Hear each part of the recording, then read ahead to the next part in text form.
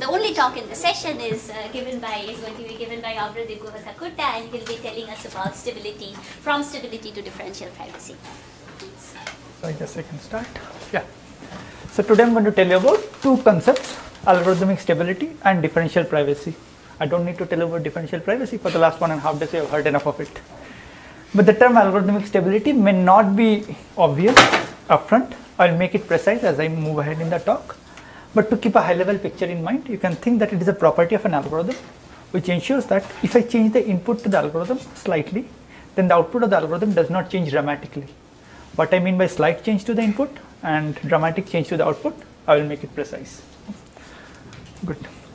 So the main thesis of today's talk is going to be, if you have an algorithm or a function which is stable under some notions of stability, then you can translate it into a differentially private algorithm via generic transformations. And the main focus of today's talk will be to design such generic transformations. So what's the talk outline? In the first part of the talk, I will tell you how to design differentially private algorithms just by using stability property of a given function. So I want to get a differentially private variant of a particular function, and I will use the stability property of that function to get the differentially private variant. And this in some sense would be a meta algorithm or a template algorithm. In the second part of the talk, I will tell you about the sample and aggregate framework which was introduced in Katrina's talk. And I will use it for the problem of model selection while preserving differential privacy. In the design of that algorithm, what I will do is, I will use the tools that I designed in the first part, this meta algorithm, to design the sample and aggregate framework for this specific problem. Now in the third part of the talk, I will take a significant detour from differential privacy literature and go into high dimensional statistics. So I will revisit a problem called sparse linear regression, which is like really well studied in high dimensional statistics, and kind of review some of the theoretical properties that are known. In the fourth part of the talk, what I'll do is I'll again get back to differential privacy, and now the tools which I've defined in the first two parts, I'll use that to get a differentially private algorithms for sparse linear regression. And the key feature of our private algorithm is that we'll have sample complexity almost nearly as optimal as compared to the non-private ones. So by sample complexity, you can think the number of data samples you need to get consistent answer. Roughly that's what it means by sample complexity. So let's start with the first part. Now to tell you about the first part, I have to define some notion of stability. So that gives us our first specific notion of stability called perturbation stability. Now for people who are conversant with the differential privacy literature, this is essentially zero local sensitivity. But if you don't know, don't bother. So what is perturbation stability? You have a function f and you have a data set d. Now this function takes this data set and produces some output, let's say Mickey Mouse. Now if I change one entry in the data set, the output of the function does not change. So perturbation stability, perturbation stability of a function at a data set d is that the output of the function does not change on changing any one entry of the data set d. And this is equivalently saying that the local sensitivity of the function at d is 0. One thing to keep in mind is this property is of a function at a data set. Otherwise the property becomes trivial. So this is one thing to keep in mind. Now to design a differentially private algorithm using stability property, we have to extend this like change of one data entry to, let's say, change of k data entries.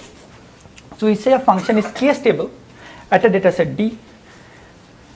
What I mean by that is that if I change any k entries on the data set, the output of the function does not change. So I need to change at least k entries in the data set to change the output of the function.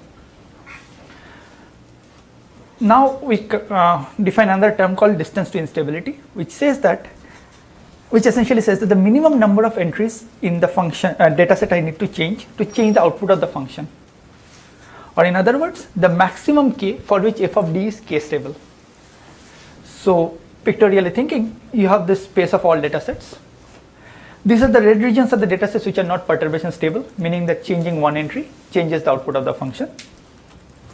And these blue islands are the data sets which are stable, perturbation stable, and this data set D, which is k stable, lies like at least k hops from the boundary. So that's a perturbation stable data set, a k stable data set. Now our objective, which is not surprising, is that we want to output f of t while preserving differential privacy. So this is a very generic problem we want to solve, and I will give you a framework how to do this just by using the property of the function f. So to do that, I'll introduce this framework called the proposed test and release framework. So this framework has appeared in a variety of forms in the earlier literature, starting with Dworkin and Lay in 2009, then Karva, Raskolnikova, Smith, and Yaroslav Step in 2011, and recently in a paper of Adam and mine. And the version which I'll be telling you today is from our paper. So what is it? The algorithm is extremely simple. So our objective is to output f of d while preserving differential privacy. The algorithm is as follows. Compute the distance to instability of the function at d. You are given the dataset, you want to compute the distance to instability, meaning that the minimum number of entries in the dataset d I need to change the output of the function. Let's call that dist. Add Laplace noise 1 by epsilon to it. Now, yesterday I think Katrina told about the Laplace noise. It's a doubly exponential distribution with standard deviation root 2 upon epsilon. It's a symmetric noise. Yeah, you add this noise, and then you check if the noisy distance is greater than log 1 by delta upon epsilon. So epsilon and delta are the privacy parameters. So you are dealing with epsilon delta differential privacy. If it is greater than log 1 by delta upon epsilon, then just return f of d exactly. Otherwise, fail with showing something bot. Now one thing is that if the algorithm succeeds, it gives the answer exactly. So this is to stress on the point which Katrina was telling yesterday, that not always you have to give a noisy answer. So in this case, the algorithm will output exact answer if it succeeds. Two important points I want to mention here are that first thing is that notice that this is just Laplace mechanism what I'm using. Why am I saying it's a Laplace mechanism? If you think carefully, the function dist is actually a function with global sensitivity 1. So by adding Laplace noise of 1 by epsilon, I'm essentially making this tilde differentially private. This is one property which I want to keep in mind. We'll use this while analyzing the properties of the algorithm. And the second thing is that given as it is not obvious if the algorithm is computationally efficient, because the first step is not clear how to compute efficiently. These are the two things I want to keep in mind. In terms of the properties of the algorithm is epsilon delta differentially private. And the second property is the utility guarantee. It says that if the function is 2 log 1 by delta upon epsilon stable at d, that means I need to change at least 2 log 1 by delta upon epsilon points in dataset d to change the output of the function. Then with probability 1 minus delta, the algorithm will output f of d. So this seems like a pretty nice property of the algorithm, excepting we don't know how to compute this test. Let's keep that aside. Now the next few slides what I will do is, I'll give you almost the complete proof of both the theorems. These are like pretty simple to prove, so I'll give you complete proof of both of them. So let's start with the privacy guarantee. So the claim is that the algorithm is epsilon delta differentially private. As with analyzing any differentially private algorithm, we'll consider two datasets d and d prime, which are neighbors. That means that they differ in exactly one entry. Now to show the property of differential privacy, we need to show that for all possible sets of answers S, the algorithm on D and D prime in S are the probability measures are closed, and they're closed by this multiplicative of e to the power of epsilon and additive of delta. So this is pretty standard, excepting in this case we'll be analyzing to show this property, we'll analyze it in two different cases. First case, when f of d, the output of the function on d and d prime are exactly the same. So this is case 1. And case 2 is when f of d is not equal to f of d prime. So we will analyze it in these two cases. Let's look at case 1. When f of d is equal to f of d prime, notice that it suffices to show that the algorithm, which I call as a PTR because it's proposed test and release, I need to show these two properties, that the probability of outputting a bot in both the cases are multiplicative close. And since I've already assumed f of d is equal to f of d prime, I need to show that running on dataset d and dataset d prime, the probability of outputting f of d in both the cases are again multiplicatively close, because the algorithm can only output either of these two things. either a bot or the f of d. Now I told you that computation of this tilde, the noisy distance to instability, is epsilon differentially private. So that essentially ensures that we get these two properties almost for free. The moment we see this tilde is epsilon differentially private. Think of it, what I am doing. I am computing this tilde, then I am thresholding, and then I am choosing one from the possible outputs, that is either f of d or bot. And in this case, the output space for both d and d prime are exactly the same. So it's just nothing but post-processing after computing this tilde. And we know that when you do post-processing on differentially private algorithm, it still remains differentially private. So this essentially proves the first part. Now let's look at the case when f of d is not equal to f of d prime. In this case, since f of d is not equal to f of d prime, by definition, the distance to instability for on d and on dataset d prime is exactly equal to 0, because changing one entry changes the output. Now from this we can conclude that with probability at least 1 minus delta, the probability that PTR outputs d or d on either d or d prime is bot. I mean, with probability at least 1 minus delta, PTR on d or d prime will output a bot. Now this might not be that obvious, so let's look at why it is true. So both of them have distance to instability 0, so both are at 0. Now I'm adding Laplace noise of order 1 by epsilon.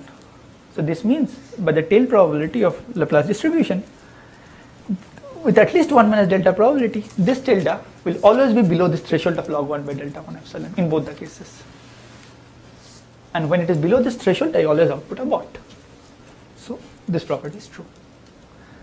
Now I need one additional property to guarantee that differential privacy holds, is that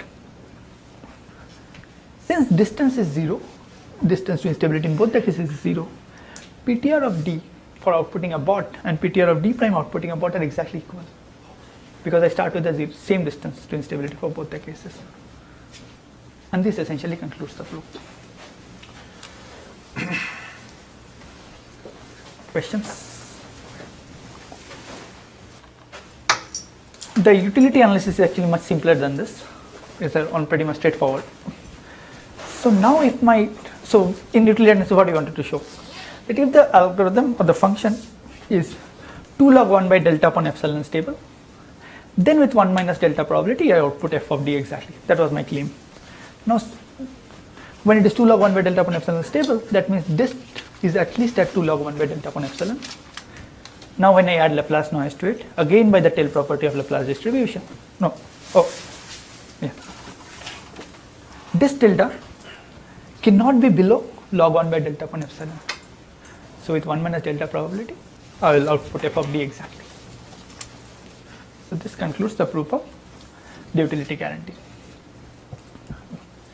So now what I have told you, using this function f's perturbation stability property, I have given you a differentially private version of f of d.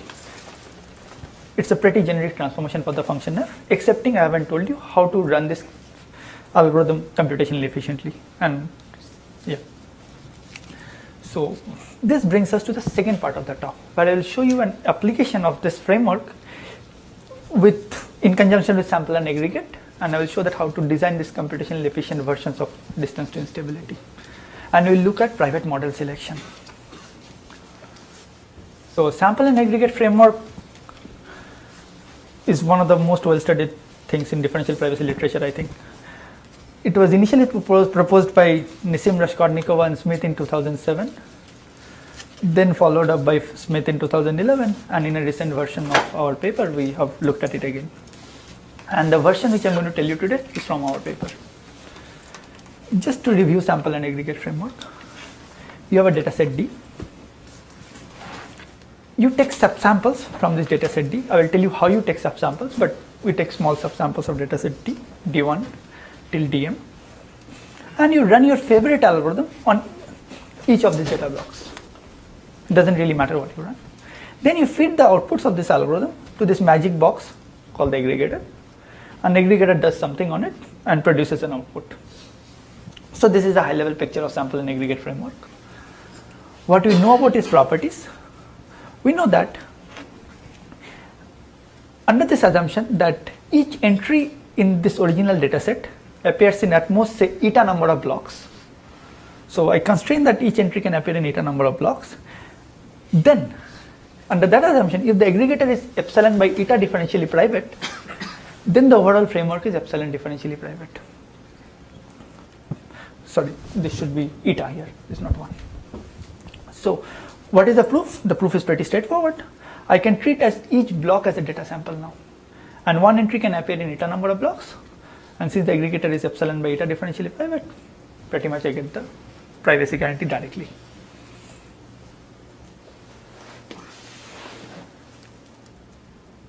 So I've told you about the privacy guarantee of sample and aggregate framework, excepting I haven't told you how to really create this aggregator. I said like if the aggregator is epsilon by eta comma delta differentially private, then I get this property. Now let's look at how you construct this aggregator. Let's assume that the algorithm which you are running, this your favorite algorithm, it produces something in the discrete range space. Let's say there are possible outputs S1 till SR. Now the algorithm runs on each of these blocks. Now what I'll do is the aggregator will be as follows. Each of the blocks vote for one of the outputs which it has picked, and there will be a histogram, and this histogram of counts will look something like this. Yeah, so for this part just pretend that one entry appears in one block. It's easier to understand here. So now I will use this PTR framework for generating the aggregator. So my function f in the PTR framework will be the candidate output with the maximum number of votes. So that's my, so I take the histogram, I take the bucket which has the maximum number of votes, and that is my f. I can feed into the PTR framework. One question now is that what this dist would look like in this case? Any ideas? So height up. How many votes is it? This the cost of max of this. Okay, we can do slightly better than that. So what you can look at is the distance gap between the highest and the second highest. And changing one data sample essentially will decrease the count of one of the bin by 1 and increase the other by 1. Adam, you look confused. No, should that be the distance over 2? Distance over 2, the distance reduces by 2, so the gap reduces by 2, maybe. The number of steps, I need to shrink that. Right. Oh, no, sorry. I swapped, no, Right. You're right. I swapped gap and this, never mind. So yeah, this is the first observation, that I don't need to really look at the max, I can just look at the gap. That is actually will be helpful for us. And this second observation, the way I've stated the problem, the algorithm, it now becomes obvious that this is computationally efficient. Not always will be in this regime that will have computationally efficient versions of this dist, but in this case it is. And actually most of the work during this talk will be in designing this function dist. So yeah, so we have a kind of computationally efficient version of the aggregator with sample and aggregate framework. We have differential privacy. From now on, I'll continue calling this form of the aggregator as PTR plus report noisy max aggregator. So in some sense, I'm taking the max bin and reporting the noisy version of it, and I'm using the PTR framework. So I'll call it PTR plus report noisy max. Now I have told you about the privacy property of the sample and aggregate framework, but I haven't told anything about the utility guarantee of this algorithm. So to state the utility guarantee of this algorithm, we have to work under a notion of stability, what we call as the subsampling stability. So first I've told you about perturbation stability. Now to analyze the utility of the sample and aggregate framework, we'll work under the subsampling stability. So what is subsampling stability? If it changes slides, yes. Again you have the data set D.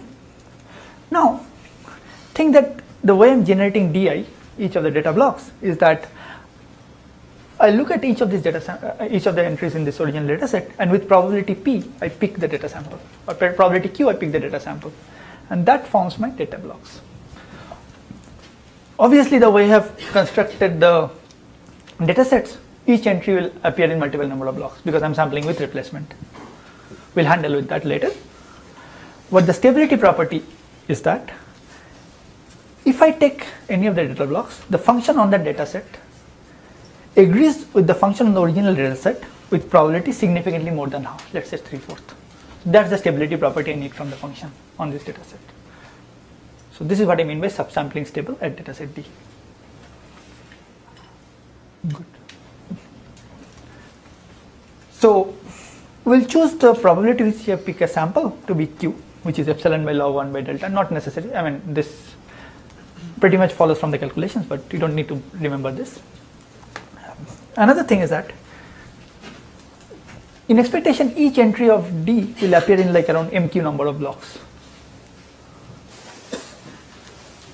And we'll show that with high probability it will appear in at most 2 MQ number of blocks. Now, one interesting property is that on the subsampling stability, the histogram of counts would look something like this.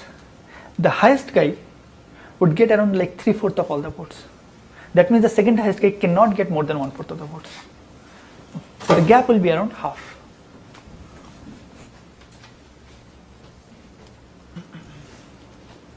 Yeah. So now I feed our sample and aggregate framework this PTR plus report noisy max to make sure what we get from here. So in DI, I sample each entry with this probability Q. Just by Chernoff bound, each entry of D appears in at most 2 MQ number of blocks. Now my distance is the number of votes for the highest win minus the number of votes for the second highest win by 2. And since one entry appears in 2 MQ blocks, I scale it by another factor of 2 MQ. And minus 1 basically to make sure that, I have to be one step away. And then I add Laplace noise to it, check the distance higher than log 1 by delta upon epsilon, I return f of d, otherwise I return a bot. So just to understand, so when you said that this last slide, when you said that the stability, with probability at least 3/4, that's the probability over the data distribution. The probability over the sampling. Over the sampling. Over the sampling. What is the subsampling probability? Is for any subsample? For any subsample. So I pick a subsample. For that subsample, the probability that the function on that subsample agrees with the function of the unit. It does not depend on the probability of the size of the subsample. No. No. The question. Wait, sorry. What? So does it depend on the fraction? What is the size of the sample? Yeah. Oh, yeah. The property is So, yeah. stated in terms of a given sampling rate. Sampling. Okay.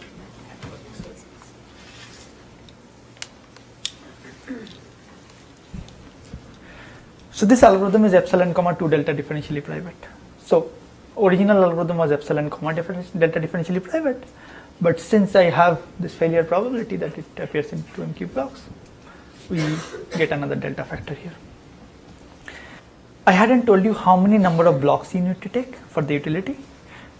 If you take m, the number of blocks, to be like log n upon whatever upon 1 by q squared, then with 1 minus 2 delta probability, the true answer is f of d. This is essentially Chernoff bound. Nothing fancy going on here. So these are the two properties of this algorithm out there. Now, one thing to notice here is that the utility guarantee, the way I've stated it, does not depend on the number of candidate outputs. I just need the number of outputs to be discrete.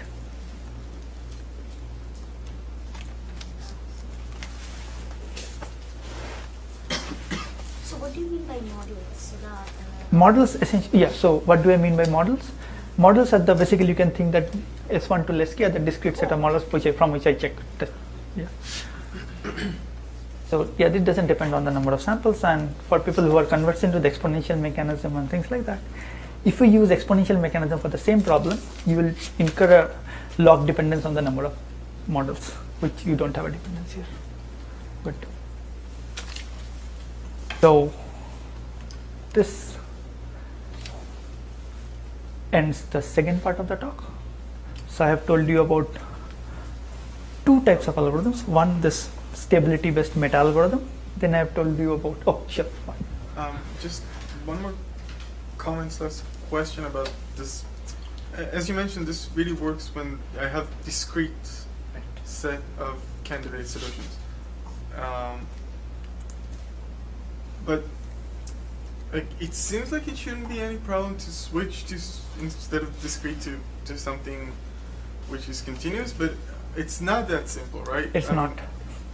Because the problem will happen when you are around the boundary, so I can discretize and I can just swap around. What is my division? Is right. Going here. In practice, it might work, but proving. Like, maybe it's a question for John. Are there like harness results or some sort of a proof? Is John there?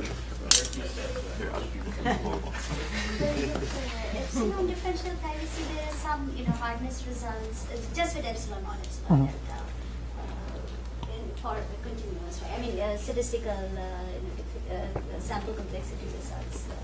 So for learning there are some, and so these are in some of our papers, and we can talk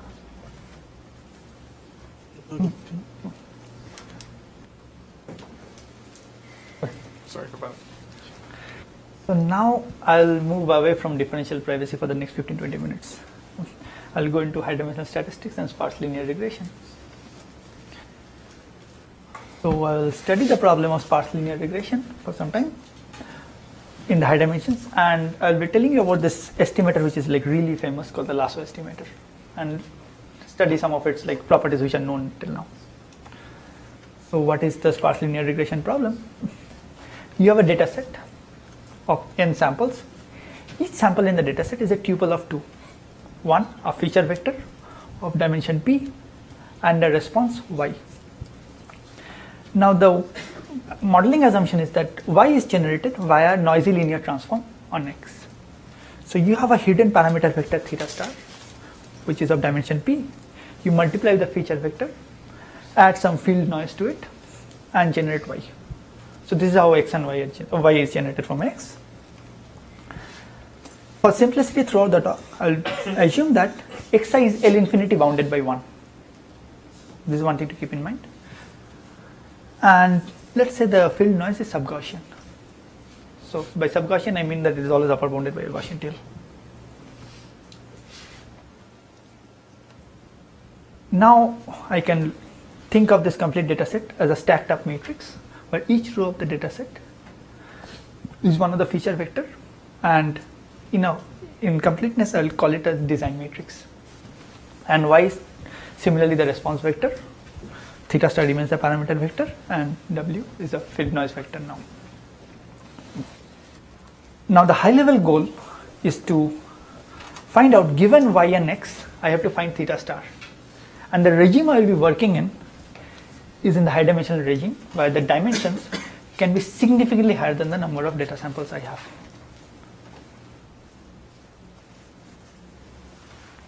As you might think that this problem does not make sense the way I have stated it. It's an extremely underdefined problem. You have p variables, n equations, you cannot get anything meaningful. Although, if we make some assumptions on the system, we might be able to get something. So what's the assumption? We'll assume that theta star has at most s non-zero entries, and let's say s is smaller than n. Additionally, this is some kind of a technical requirement for the algorithm, specific algorithm which I'm telling to work, but the assumption is that each entry of theta star is bounded away from 0 by phi and bounded away from 1 by 1 minus phi, and phi is like arbitrarily small constant, doesn't matter. Now the model selection problem which I'll be looking at is find the non-zero coordinates of theta star. So I want to find where this green regions lie. That's all my problem is. Surprisingly, this problem is actually tractable.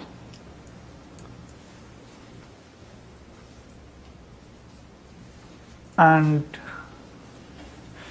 this has been studied from like long back, and I'm not sure I'm citing the earliest paper, but the closest I could go was 1994. So Tipshiran in 1994, then Efran et al. In 2003, and then there was a whole series of work after that. So this estimator is called the lasso estimator. So what is the lasso estimator? You take the least squared loss add a regularizer, L1 norm of the model, theta, multiplied by lambda, which is the regularization coefficient. And for people who do not remember the L1 norm, it is just the sum of the absolute values which I've written there.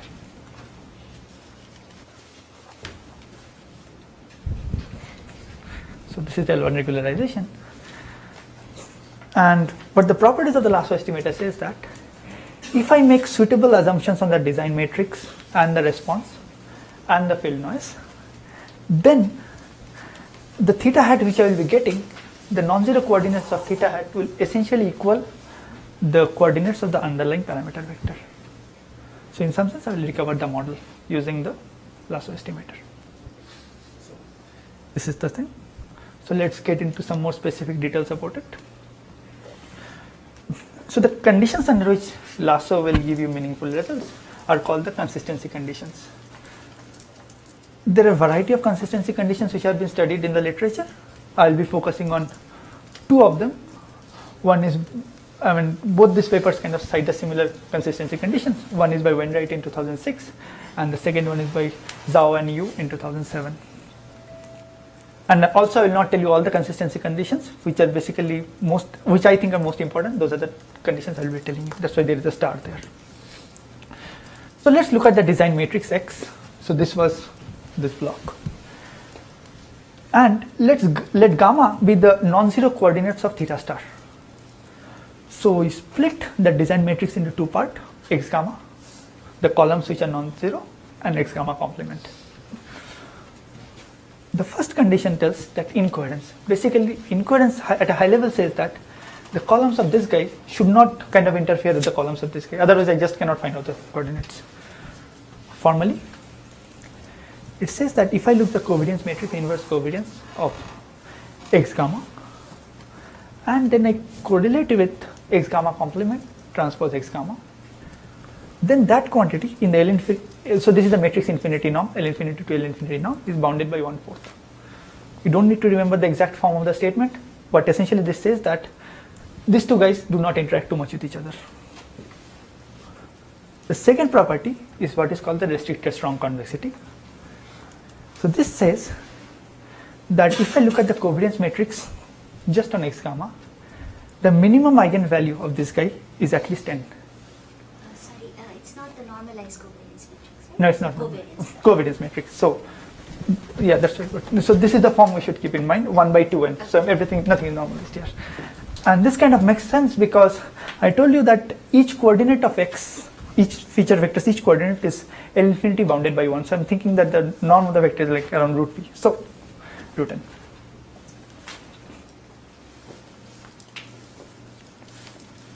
So theorem under the star property, that other some additional assumptions, if I choose my lambda properly and allow my number of samples to grow as S log p, S was the sparsity and log p is the number of dimensions, then the support of the lasso estimator theta hat equals the support of theta star. And this is again from these two papers. And the assumptions are incoherence and restricted strong convexity.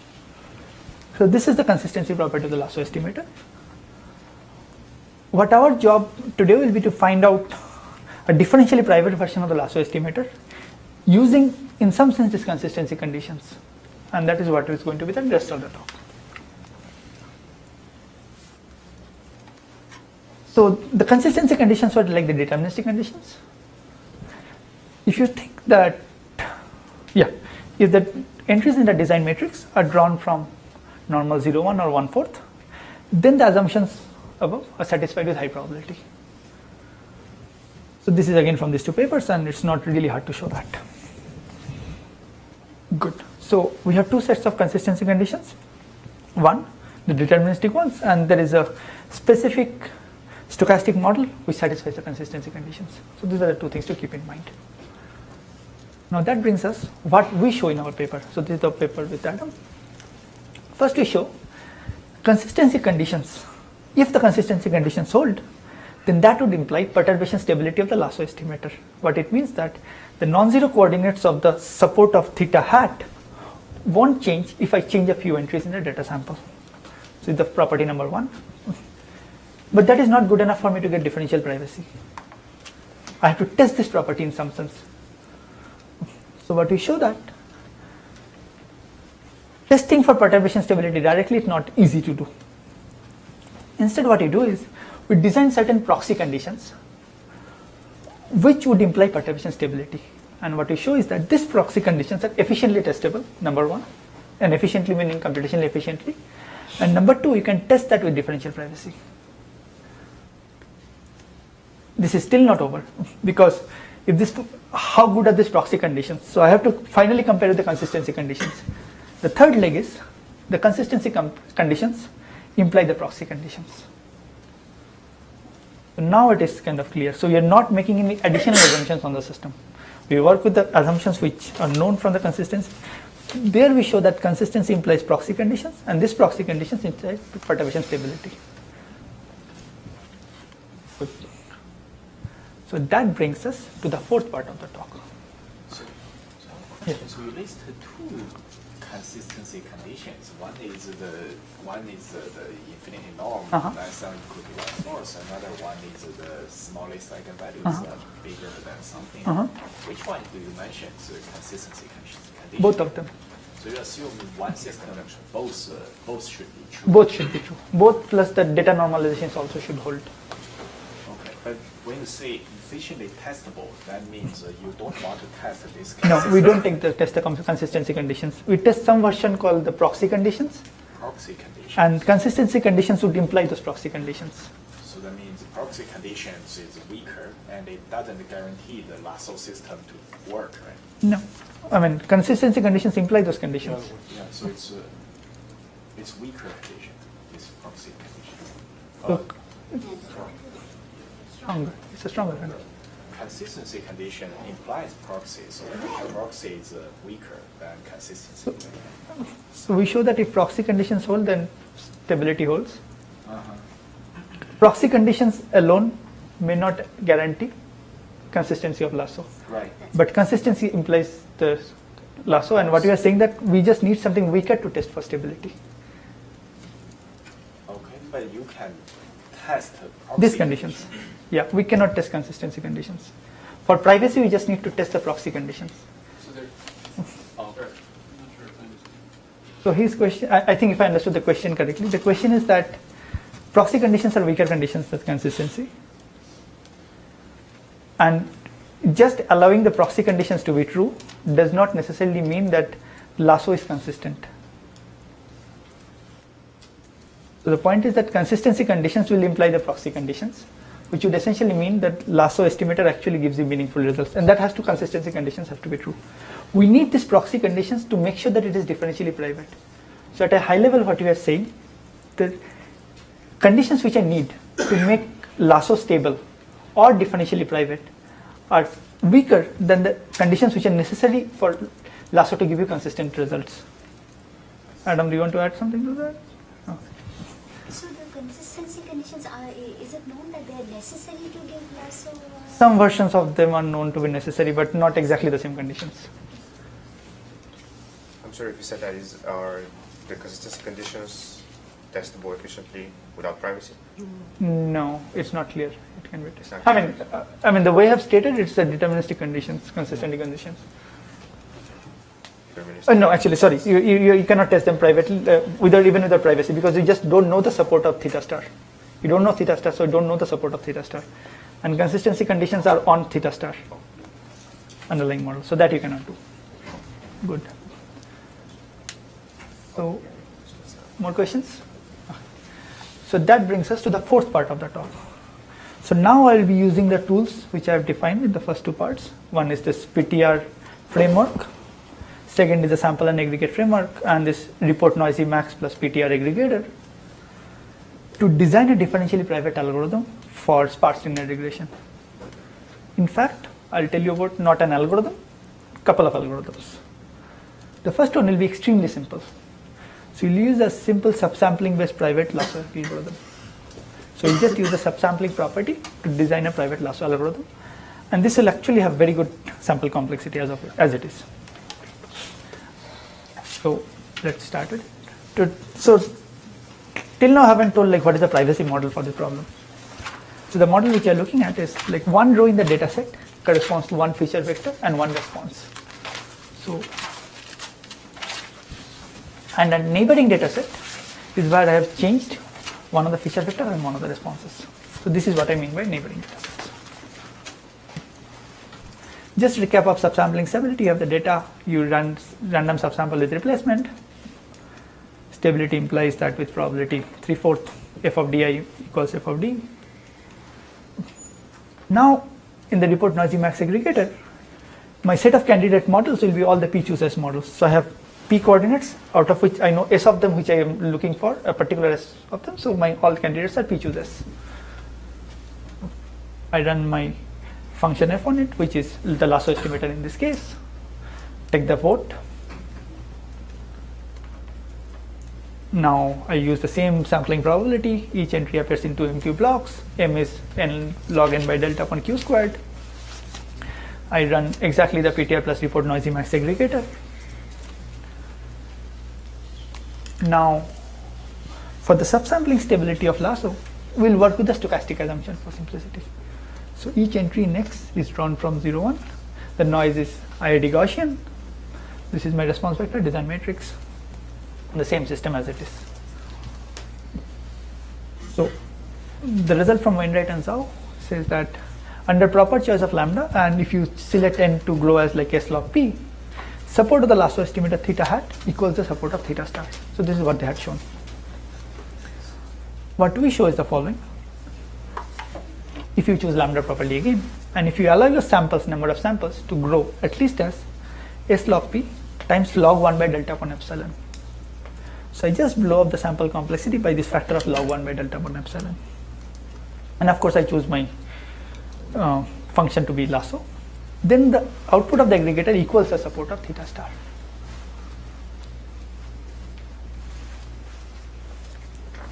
So this very simple algorithm, where I did not even need to know any specific properties of the lasso estimator, already gives me a sample complexity which just blown up by this factor of log 1 by delta upon epsilon. So this was kind of, we found it to be really cool when we can encounter it. Questions here? So yeah, a couple of things. Notice that there is this log 1 by delta upon epsilon blow up. This is in some sense annoying in cases where the scale of delta is, let's say, 1 by n to the power of omega of 1. In this case, it's kind of annoying. This log n term will be showing up everywhere. I don't want that. So the approach we know to kind of remove this property, this kind of extra blow up. Now we have to go into like specific geometry of the lasso estimator, and that's going to be the next part of the talk. Now we are going to tell you about perturbation stability based lasso, which will have optimal sample complexity. In some sense, it will have s log p, no log 1 by delta upon epsilon term extra. So to design this perturbation stability framework, we have to kind of understand the geometry of lasso now. Before I do that, I'll just recap the distance to instability framework in the first part, that a function is k stable. If I change k entries in the data set, the output of the function doesn't change. Distance to instability is the minimum number of samples I need to change the output of f of t. And my objective was to output f of t while preserving privacy. This is again the recap of the PTR framework. You compute dist, you compute dist tilde, and then threshold it. And if it is higher than the threshold, then you output f of t. Otherwise, you output a bot. Now, to design our perturbation stability based framework, our main kind of all the creativity will go on in designing this dist. So essentially, we'll fill it in with some global sensitivity one function. It is not clear what is going to be a priori. And majority of the rest of the talk will be actually kind of designing this function, global sensitivity one function. So this is the lasso estimator, which we had, least squared loss plus L1 regularization, and my function f is the support of theta hat. The issue is like pretty evident that for this function f, given function f, it's not clear how to compute the distance to instability. And under what conditions this is satisfied, that is also not clear. So we have to address this issue. again this 3-arrow figure. We have consistency conditions imply perturbation stability. We will use proxy conditions to get perturbation stability, and consistency conditions would imply perturbation stability. I will not speak about all these 3 arrows. I will speak about only 2 of them today. 1, consistency conditions imply perturbation stability, number 1. Number 2, the proxy conditions imply perturbation stability. So these are the 2 things we will be looking at. So let's start with the first arrow, consistency conditions imply perturbation stability.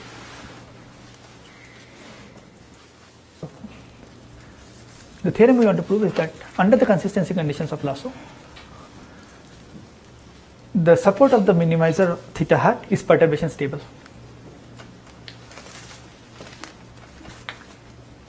So a proof sketch of this, we'll look at the KKT optimality condition of the minimizer of the objective function, and in the next stage we'll show that the support of theta hat is stable by using what is called as a dual certificate or nearby stable instances. So I'll construct in some sense the minimizer for the perturbed instance. So that is what I call as a dual certificate. And this style of proof has been also used by Wainwright in his paper to show consistency. So this proof argument is in some sense not new. So to do that, let's call the objective function as g of theta. The gradient of the lasso estimator is essentially this: x transpose y minus x theta, take a negative sign, plus lambda times the subderivative of the L1 regularization.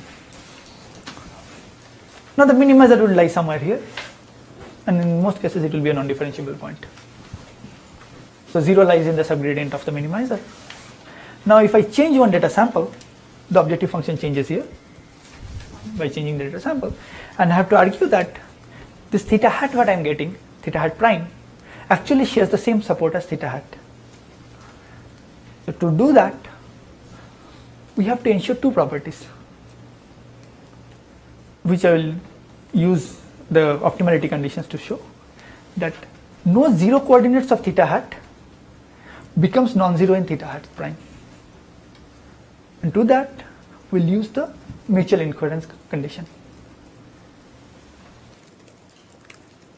But the second part, that no non-zero coordinates of theta hat become 0 in theta hat prime. For that, we'll use the restricted strong convexity. So this is the proof sketch, and for this part actually I will not go into more detail of it, but as I move forward I will tell you about how these conditions kind of imply stability, perturbation stability, and there it will be clear that why you actually need to test for these conditions. So that brings us to testing the perturbation stability of the lasso estimator. So again the problem is, I have given this lasso estimator theta hat. I want to see if I change one or few samples in the data set, does the support of theta hat change? So let's split up theta hat into 2 parts. Gamma is the support of theta hat. Gamma complement is the support of, which are in the non-zero coordinates of theta hat. Now why do I do this? If you remember the consistency conditions, those were defined over gamma, which was the support of theta star. But sadly I don't have access to theta star. Only thing I have access to is theta hat. Might as well work with it. So gamma is the support of theta hat, and we'll use this proxy for now. To test for stability, we need to test for 2 properties: restricted strong convexity, minimum eigenvalue is at least 10, and now instead of testing for the incoherence condition, we'll test for something called a strong stability, which is also implied by this consistency condition, which essentially says that there is no negative here. So the absolute, there is a typo, there is no negative. The absolute value of the coordinates of the gradient on the support gamma complement. So if I look at the gradient of the least squared loss on the support of gamma complement, that is much smaller than lambda. So in some sense this, I'll go into the details of it in a couple of slides, but what at a high level this statement is saying is that if to begin with at theta hat the least squared losses gradient is much smaller than lambda, then even by changing a few samples it cannot go beyond lambda. So 0 has to be in the subgradient of that set. So that's the high level property. So you mentioned some condition where the elements in the support should be bounded away from 0 and 1. Is this This is where it's necessary. So because if it is bounded away from 0, too close to 0? yeah, if it is too close to 0, no. So restricted strong convexity basically means that my theta hat primes in the non-zero coordinates will be like theta hat prime and theta hat will be close. Now if theta hat is bounded away from 0, then theta hat prime will also be bounded away from 0. That's why you need that boundedness condition. And bounded away from 1 is a technical condition. Basically it says that you don't go into some kind of like region at the boundary of some set. That's the point. So let's look at the geometry of the lasso now. So you will use strong convexity to ensure that support of theta hat is within the support of theta hat prime. So basically I want to make sure that any non-zero coordinate of theta hat does not become 0 in theta hat prime. Strong convexity will ensure that theta hat gamma minus theta hat prime, gamma is the support and then theta hat gamma, these are bounded in the L infinity norm. Actually this will show that these are bounded in the L2 norm. And this is like standard like analysis for any kind of ERM kind of analysis. So this is one thing first it will show. Now secondly, if theta hat on gamma is sufficiently large, then this will ensure that this guy is also greater than 0 because this is small. Consistency conditions will imply that theta hat's values on those coordinates is actually greater than 0 because I started that theta star is bounded away from 0. So theta hat is also bounded away from 0. That is consistency condition also. So by showing these three properties, we'll essentially make sure that the support of theta hat is within the support of theta hat prime. Now to look at pictorially what is happening, theta hat is lying, so I'm taking the objective function and taking one slice of the objective function since I can draw two, I'm not good at drawing 3D figures. So you look at in the direction where theta hat is non-zero. So gamma is in the support of theta hat. Now the objective function will look something like this because there is strong convexity. So more precisely it will be bounded by a quadratic from below. So if I change some samples in the data set, the minimizer in this direction cannot move really too far because the strong convexity will push me back. And as a result, the first property will be made sure is true. So this is the first part, that I do not lose non-zero coordinates when I move to theta hat prime.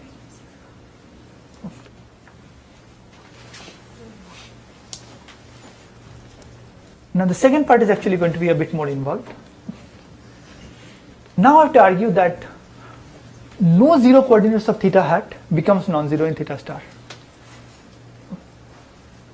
Now strong convexity cannot come to my rescue because in those coordinates I just don't have strong convexity. I just have on the support. Curiously, since we have added the L1 regularization, if I look at now gamma complement, this theta hat lies in the minimizer here. That means the objective function has a slope of at least minus lambda or plus lambda in these directions.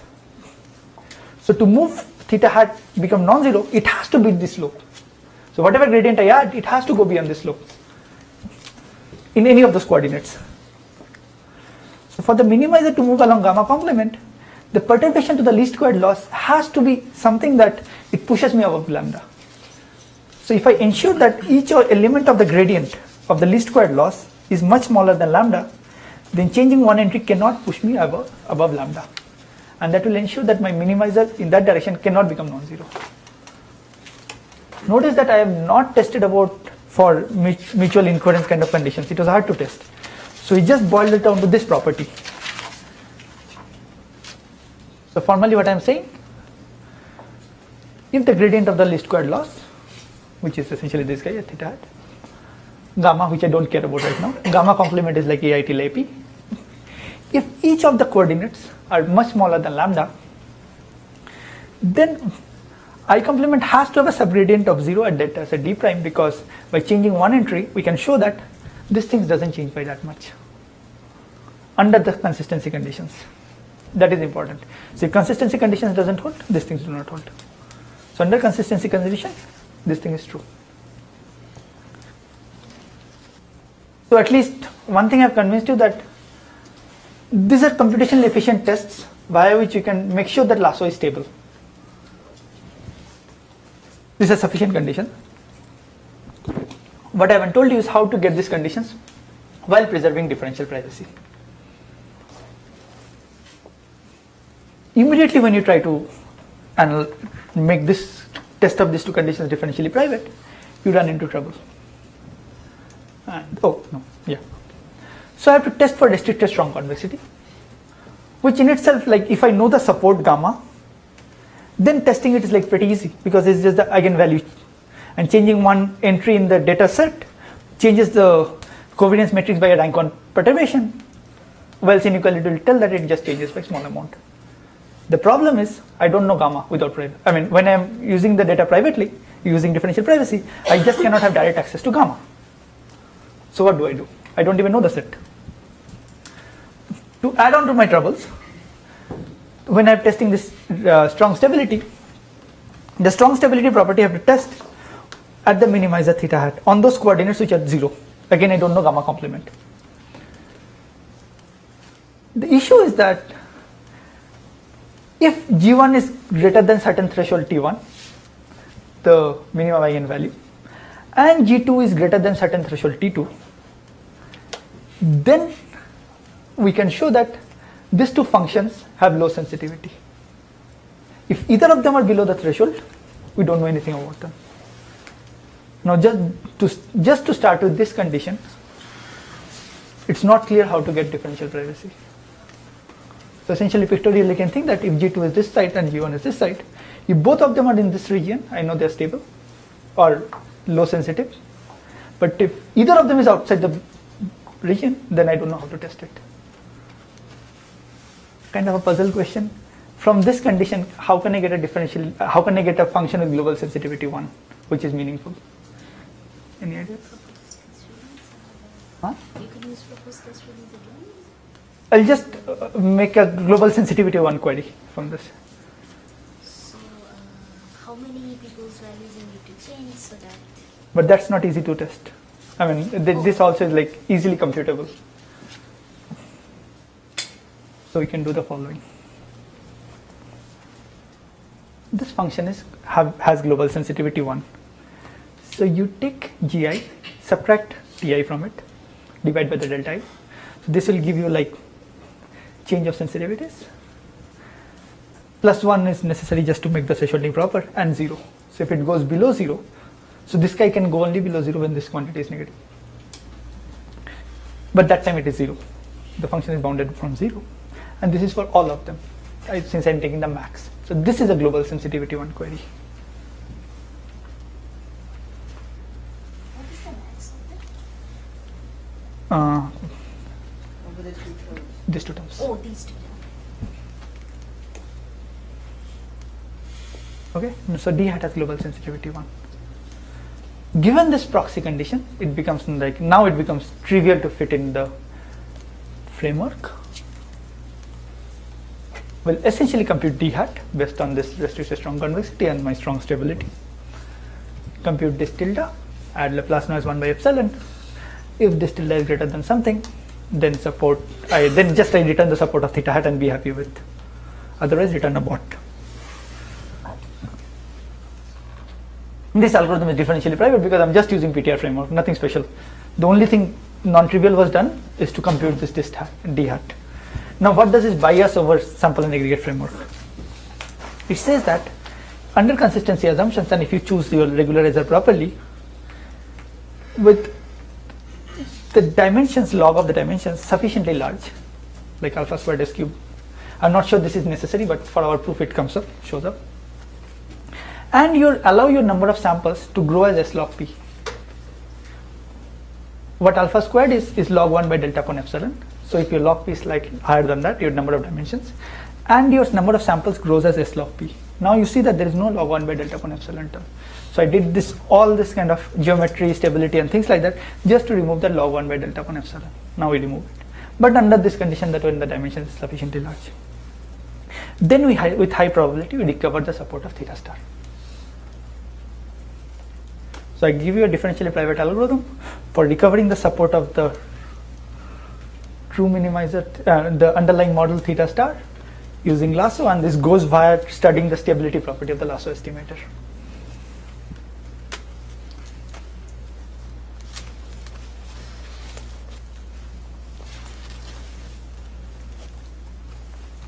And this is like nearly optimal. Essentially, if I had not had this condition, then this would have been the non-private bound. But I mean, I have to have some condition here because I'm putting privacy, so I have to lose somewhere. But it's not clear that I have to lose this much. So this is one of the open problems, that can you get without this condition? Anything like much weaker than this condition.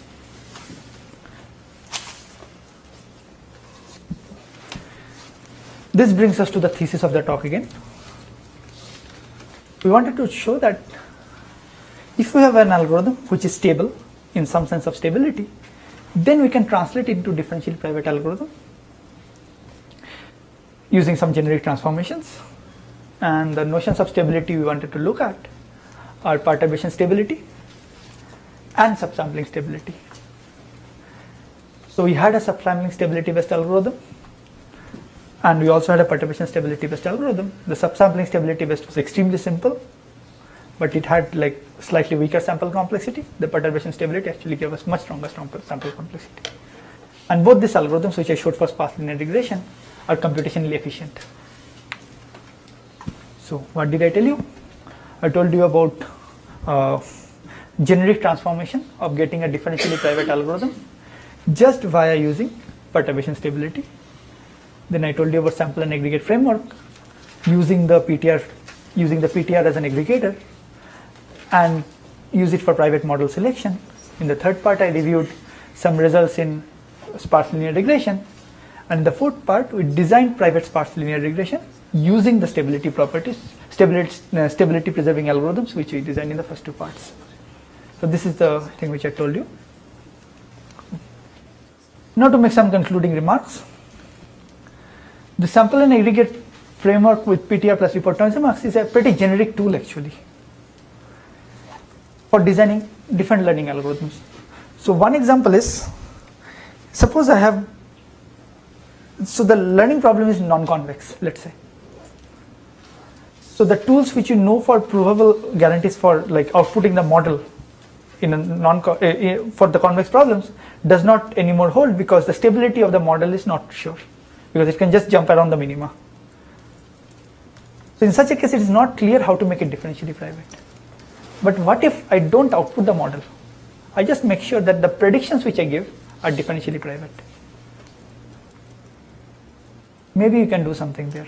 And the subsampling and aggregate framework kind of becomes useful there. Any comments? Okay. And this is ongoing work with Misha Belenko, Cynthia Dwork, and Guy Rotterdam. The PTR framework is a pretty interesting and simple tool, as long as you know how to design this distance to instability property.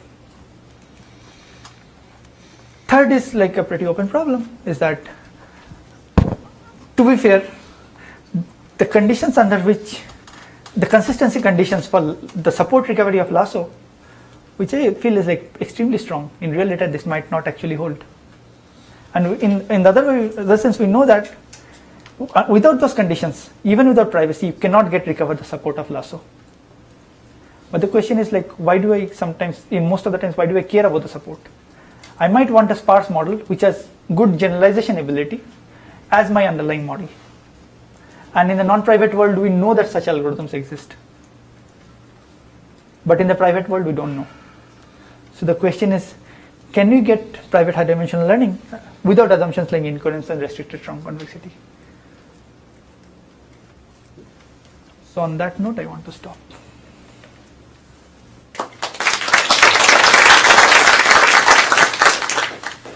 Questions? Moritz? Yes, we have a lot of time. Can you actually go back and explain to me again why you need this, where this upper bound on S came from in the last slide on lasso? This guy? Yes, yeah, explain to me why you have this. So, couple.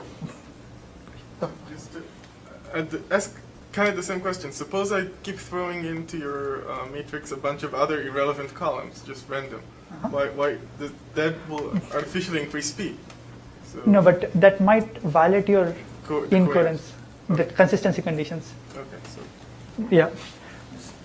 So to tell about this, I have to go to this picture, this three dot picture. Where is the 3-dot picture? No, it's like much ahead. Yeah. No. Yeah. So I told you that consistency conditions imply the proxy conditions, right? Okay. Now I have to scale up the consistency conditions slightly, and the way I scale it up to make sure that I am not like paying on the sample complexity, my log p has to grow slightly higher than that, because when I'm telling about this kind of closeness in the L2 or L infinity metric under restricted strong convexity of the minimizers, so I pay something The there. consistency conditions, there's no such dependence at all, right? I mean, No, so consistency conditions are a bunch of constants. but it's nothing like, I mean, in your case, S has to be very, very small compared to E. Yes. So even compared to log P, so where does that come from? I don't see how this comes out of the consistency. No, this doesn't come out of the consistency condition. The consistency condition to imply these proxy conditions, you need that. So basically, what I want to say is that I just do not lose anything in the asymptotics while trying to imply the.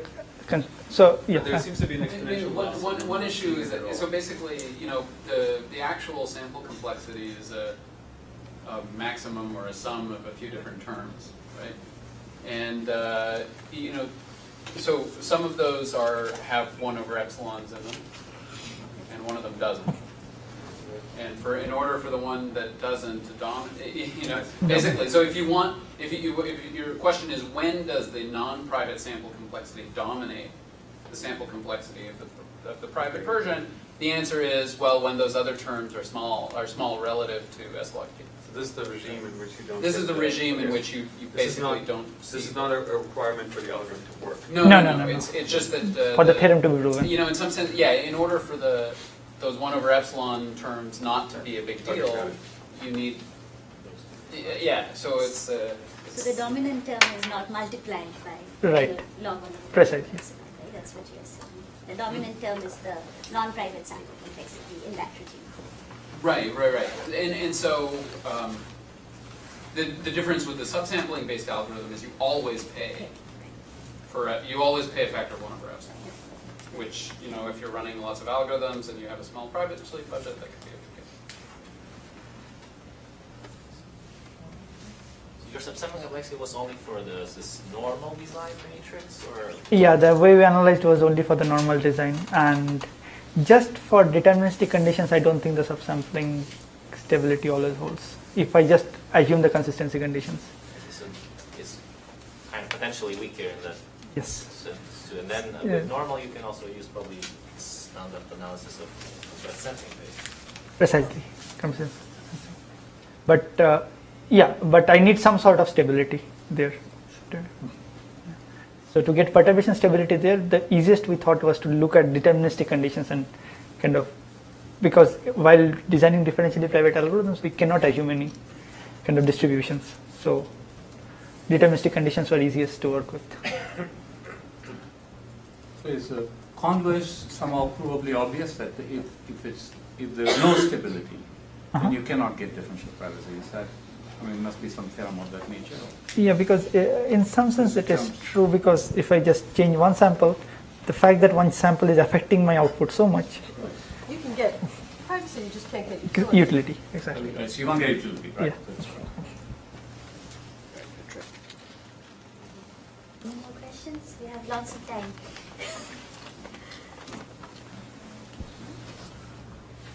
Okay, then let's thank the speaker.